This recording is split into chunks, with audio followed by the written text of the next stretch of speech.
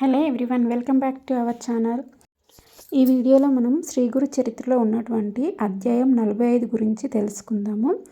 శ్రీ గణేశాయ నమః, శ్రీ సరస్వత్యాయ నమః, శ్రీ గురుభ్యో నమః.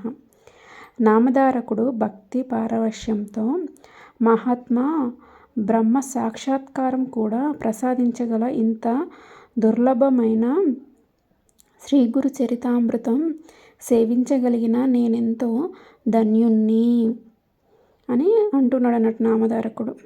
నాకు దైన్యం తొలగి మనస్సు శాంతినిచ్చి దయతో అటుపై కథ కూడా వివరించండి అని కోరాడు. సిద్ధయోగి సంతోషంతో ఇలా చెప్పారు.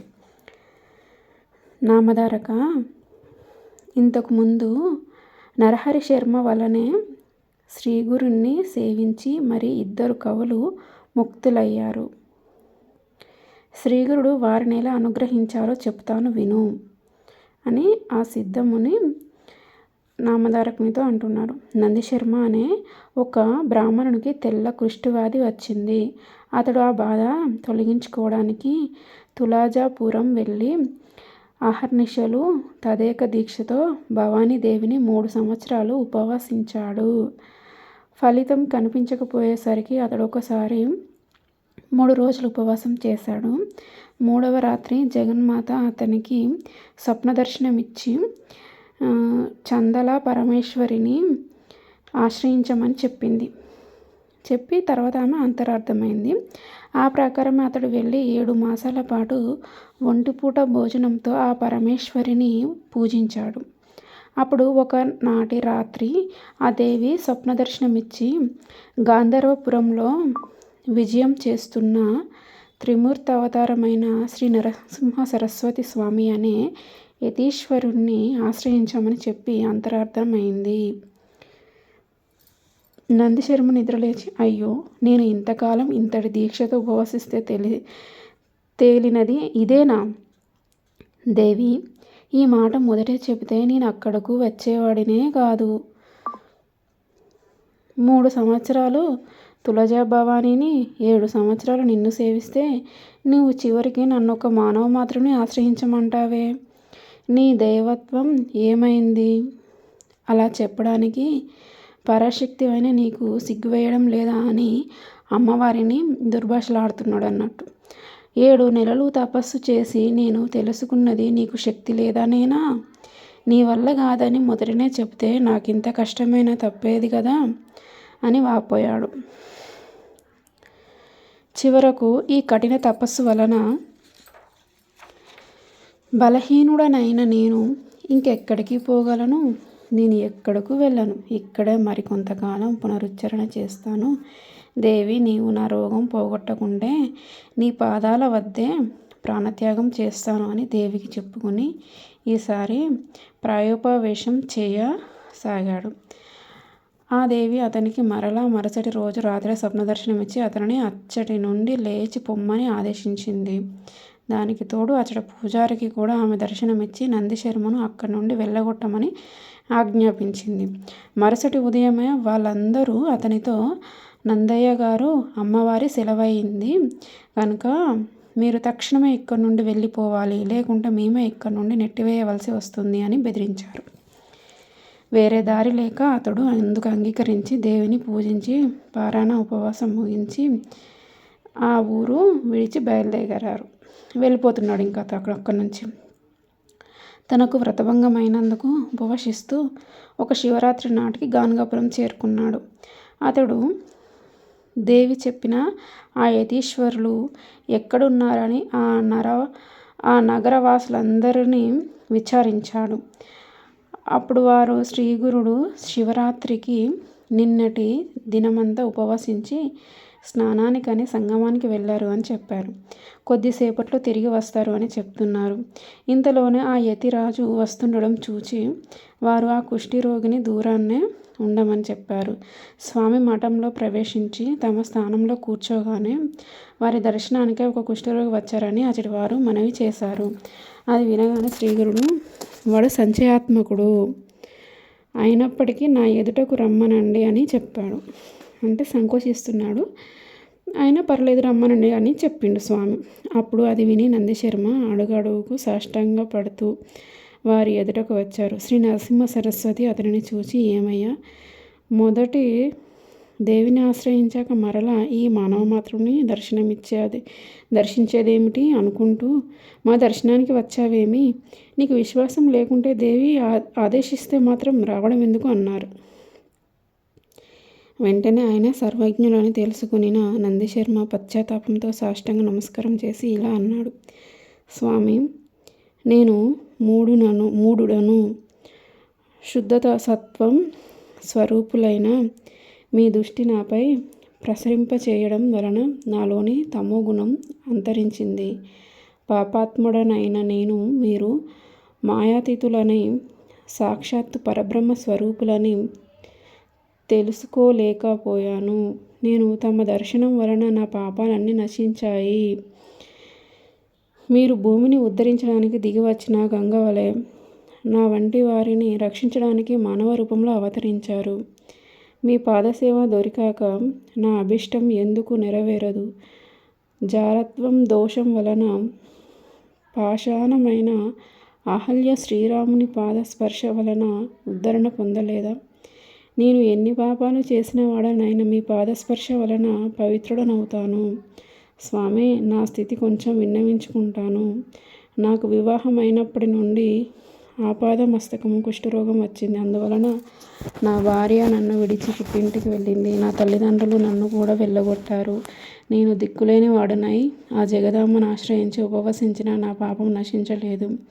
అప్పుడు నా తల్లి చెప్పినట్లు చందలేశ్వరిని ఆశ్రయించే నా రోగం పోతుందని, తగ్గుతుందని గంపడాశతో అచ్చటికి వెళ్ళి కఠోరమైన పునరుచ్చరణ చేశాను. ఆ తల్లి కూడా నన్ను చీదరించుకొని వెళ్ళగొట్టిందే కానీ అనుగ్రహించనే లేదు.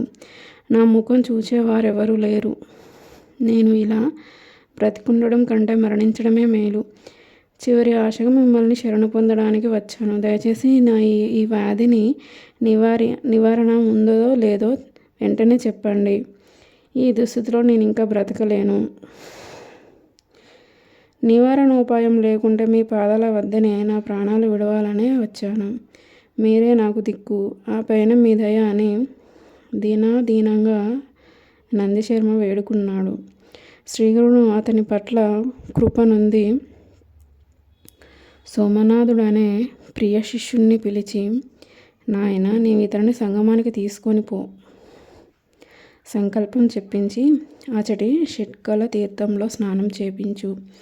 తర్వాత అచ్చటి అశ్వత్థ వృక్షానికి సేవ చేయించు. అప్పుడు అతడు కట్టుకున్న బట్టలు తగులబెట్టించి కొత్త వస్త్రాలను కట్టించి ఇక్కడకు తీసుకొనిరా అని ఆదేశించారు. ఆ ప్రకారమే నందిశర్మ స్నానానికి వెళ్ళి ఒక్కసారి ఆ నదిలో మునిగి లేవగానే అతని శరీరంలో ఆ రోగం ఎక్కడో లేకుండా పోయింది. తర్వాత అతడి అశ్వత్థ వృక్షానికి ప్రదక్షిణం చేయగానే అతని శరీరం బంగారు ఛాయతో వెలిగిపోయింది. తర్వాత అతడు కొత్త వస్త్రాలు ధరించాక అతని పాత వస్త్రాలు మూట కట్టించి ఒకచోట తగలబెట్టించారు. అప్పుడు ఆ తగలబెట్టిన ప్రదేశం అంతా చవుడు బారిపోయింది. అప్పుడు వారిద్దరూ మఠానికి తిరిగి వచ్చారు. ఒక గడియ కిందట దేహమందర కృషిరోగమున అతడు ఇంతలోనే శుద్ధుడై సోమనాథునితో కూడా శ్రీగురుని పాదాలకు మొక్కాలని వేగంగా వస్తున్న నందిశర్మను చూసి అతడి జనమంతా ఆశ్చర్యచకితులయ్యారు. శ్రీగురుడు అతనిని చూసి, ఏమి నందిశర్మ, నీ కోరిక నెరవేరిందా? జాగ్రత్త, నీ ఒళ్ళంతా చూసుకొని చెప్పు అన్నాడు. అతను చూసుకొని తన పిక్క మీద ఒకచోట కొద్ది మాత్రం కృష్టి మిగిలి ఉండటం చూసి బాధపడి, అయ్యో, మీ కృప వల్ల కూడా ఈ వ్యాధి పూర్తిగా నశించలేదే, నన్ను దయ చూడండి అని వేడుకున్నాడు. శ్రీగురుడు, నాయన, నీవు దేవతల వల్ల కానిది ఒక మానవ మాతృని వలన ఎలా సాధ్యమవుతుంది అని సంచయించినంత వల్లనే ఈ వ్యాధి మిగిలింది. ఇప్పుడు నీ సందేహం తీరిందో లేదో చెప్పి స్తోత్రం చేయి, కాస్త తొలగిపోతుంది అన్నాడు. నందిశర్మ నమస్కరించి, స్వామి, మీ పట్ల నాకు గల సంశయం పూర్తిగా తొలగిపోయింది. కానీ నేను చదువుకోలేదు. మందబుద్ధి అయిన నాకు మిమ్మల్ని స్తుతించడం ఎలా సాధ్యం అని ఆయన పాదాలకు నమస్కరించాడు. అప్పుడు ఆయన, నాయన, ఏనుగు నోటి నుండి బయటకు పెరిగిన దంతంలా నా నోటి నుండి వచ్చిన వాక్యం వెనుకకు మరలదు. మేము చెప్పిందే చేయాలి అని కొంచెం భస్మం తీసుకొని అతడు నోరు తెరవమని చెప్పి అతని నాలుక చివర ఉంచాడు. అతడు వెంటనే జ్ఞానవంతుడై లేచి నిలుచుని చేతులు కట్టుకొని స్వామిని భక్తి పారవశ్యంతో ఇలా స్తుతించాడు. ఓ పరమేశ్వర, శ్రీగురు, నీవే ఆ పరబ్రహ్మ స్వరూపము. నీవు సర్వకర్తవు, సర్వభర్తవు, అవ్యయుడవు, ఆత్మస్వరూపివి. నీవే ప్రకృతి యొక్క త్రిగుణాల నుండి భూతాలను పుట్టించి మాయావశమైన ఇంతగా విస్తరించిన ఈ చరాచర జగత్తును సృష్టించావు. ఈ ప్రపంచమంతటిలో మానవుడొక్కడే జ్ఞానానికి పాత్రుడు. అలాంటి మానవుడు కూడా దాటనలవి గాని నీ మాయ చేత భ్రాంతి చెంది సంకల్పవంతుడవై పాపపుణ్యాల వలన ఈ సంసారంలో భ్రమిస్తున్నాడు. వీడు ఎన్ని కల్పాలకైనా ఈ మాయ నుండి బయటపడలేడు. ఒకప్పుడు సత్కర్మల వలన ఊర్ధ్వలోకాలకు పోయిన ఆ పుణ్యం వ్యయమవగానే కిందకు వచ్చి చంద్రమండలంలో పడతాడు. తర్వాత వర్షంతో పాటు భూమికి చేరి అన్నమవుతాడు. అప్పుడు జీవుల చేత భక్షింపబడి రేత స్వరూపుడై తల్లి గర్భంలో పడతాడు. క్రమంగా నెలలు గడిచిన కొద్దీ ఎన్నో మార్పులు చెందుతూ తల్లి సేవించే కారము, వేడి మొదలైన పదార్థాల వలన ఎన్నో బాధలు పడతాడు. అయినా జ్ఞానము లోపించడం చేత పరమాత్మ అయిన మిమ్మల్ని స్మరించనే లేడు. ఆ గర్భం చేర నుండి తప్పించుకొని బయటపడ్డాక కూడా తన బాధలు, భయాలు ఎవరికి చెప్పుకోలేక ఎన్నో బాధలు పడతాడు. కానీ మీ గురించిన జ్ఞానమే ఉండదు. బాల్యమంతా ఆటలతో గడిచిపోతుంది. యవ్వనంలో మదించి ఎన్నో పాపాలు చేస్తాడు. అప్పుడు కామవశుడై కాలమంతా గడిపేస్తాడు. వృద్ధాప్యంలో బలం క్షీణించడం వలన వ్యాధులు, సంసారికమైన చింతలు అతనిని తలమునకలు చేస్తాయి. వాటి వలన అంతిమ క్షణంలో కూడా మిమ్మల్ని హృదయపూర్వకంగా స్మరించనైనా లేడు. నేను కూడా ఇలానే మాయలో పడి ఎంతో కాలం మిమ్మల్ని స్మరించలేకపోయాను. ఇటువంటి ఘోరమైన సంసారంలో చిక్కిన నాకు ఇప్పుడు మీ దర్శనం లభించింది. మీరు నరరూపం ధరించిన ఈ విశ్వాసాన్ని తరింపజేయడానికి అవతరించిన విశ్వపాలకులు. అజ్ఞానాంధులైన పామరుల మిమ్మల్ని గుర్తించనైనా లేరు. స్వామి, నన్ను ఈ సంసార సాగరం నుండి తరింపజేయని స్తుతించాడు. అప్పుడు అతడు ఆ పరవశంలోనే ప్రజల వైపు తిరిగి, ఓ జనులారా, ఇక్కడ మన మధ్యనున్న శ్రీహుడు సాక్షాత్తు పరమేశ్వరుడే గాని మానవ మాత్రుడు గాడు. వీరి దర్శనం వలన మన పాపాలన్నీ దావనంతలం వలన ఎండుటాకులు భస్మమైనట్లు నశించిపోయాయి. వీరి పాదస్పర్శ వలన బ్రహ్మచే వ్రాయబడిన నొసటి వ్రాత కూడా మారిపోగలదు. పెన్నిదిగి వలె నేడు మనకీయన లభించినాడు.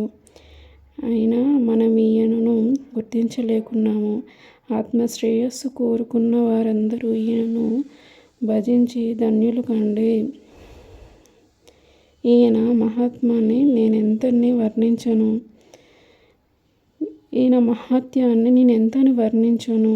వాక్కుకు మనసుకు అతీతమైన ఈయన మహిమను వర్ణించబోయి వేదమే మూగబోయింది అని ఇక నోట మాట రాక ఆనంద బాష్పాలు కారుస్తూ నిల్చుండిపోయాడు. అతడు చేసిన స్తోత్రానికి సంతోషించిన శ్రీగురుడు అచటి వారితో, ఈ బ్రాహ్మణునికి కవీశ్వరుడు అని బిరుదిస్తున్నాము. నేటి నుండి అందరూ ఇతనిని కవీశ్వరుడనే పిలవండి అని చెప్పాడు. ఇంతలో తన పారవశ్యం నుండి తెప్పరిల్లిన నందిశర్మ తన శరీరం పరిశీలించుకున్నాడు. అంతకుముందు మిగిలిన కొద్దిపాటి కుష్టి కూడా మటుమాయమవ్వడం గమనించి సంతోషంతో స్వామికి నమస్కరించాడు. నాటి నుండి నందిశర్మ శ్రీగురుని సేవిస్తూ ఆయన మహత్యాన్ని కీర్తిస్తూ స్వామి సన్నిధిలోనే ఉండిపోయాడు. ఇటువంటి కవీశ్వరుడే మరొకరు కూడా శ్రీగురుని సేవించి తరించాడు. ఇది 45వ అధ్యాయం గురించి. శ్రీ దత్తాయ గురవే నమః. శ్రీ శ్రీపాద శ్రీవల్లభాయ నమః. శ్రీ నరసింహ సరస్వత్యాయ నమః.